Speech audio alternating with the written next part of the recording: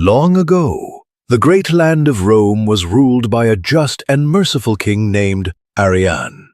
He was known throughout the empire for his fairness and compassion.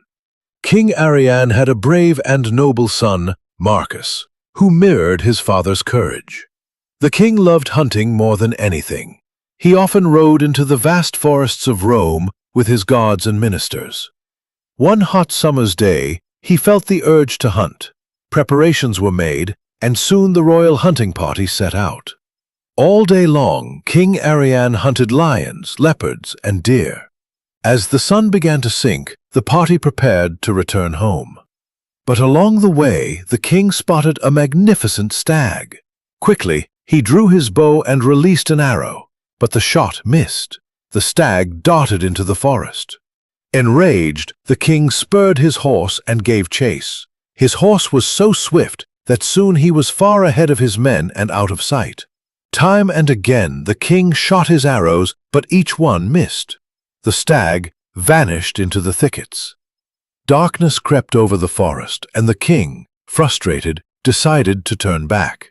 Just then he heard something strange, the sound of a woman weeping in the silence of the night. Startled, King Arian wondered, how could a woman be here in this desolate wilderness? Is it a spirit, a witch? But the sobbing continued, so pitiful that he felt compelled to follow it. He dismounted his horse and moved towards the sound. By an old well sat a woman of stunning beauty. Her skin was pale as milk. Her golden hair fell over her shoulders, yet her clothes were torn and ragged. The king approached gently and asked, "Lady, who are you? Why do you sit here weeping? I am Arian, king of Rome. Tell me who has wronged you."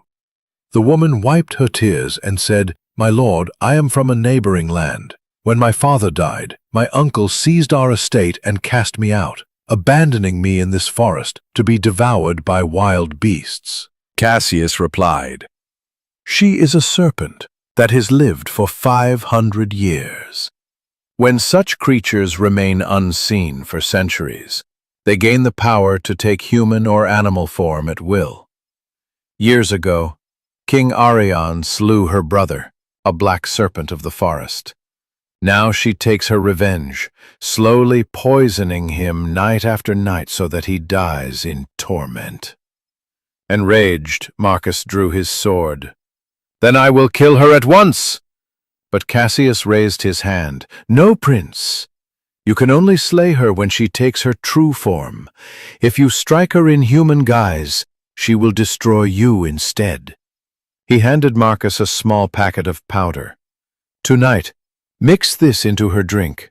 At midnight, her thirst will burn like fire. When she can find no water, she will reveal her serpent form. That is when you must strike. But beware, for if your arrow misses, she will kill you." Marcus did as he was told. That evening he secretly poured the powder into Alicia's water. She drank without suspicion. Later that night, when silence filled the palace, Alicia awoke with unbearable thirst. Finding no water in the jug, she grew restless. Suddenly, she hurled a bead to the floor, and in an instant, her form shifted into a great black serpent.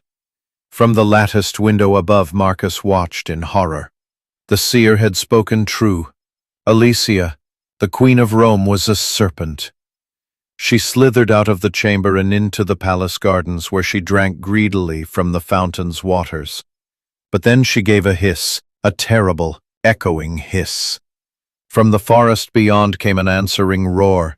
The earth trembled, and a monstrous serpent, larger than a chariot, with eyes burning like embers, emerged. It was the Serpent King, her mate. The two serpents coiled together, hissing in unholy union. Prince Marcus, hidden in the branches of a tree, steadied his bow.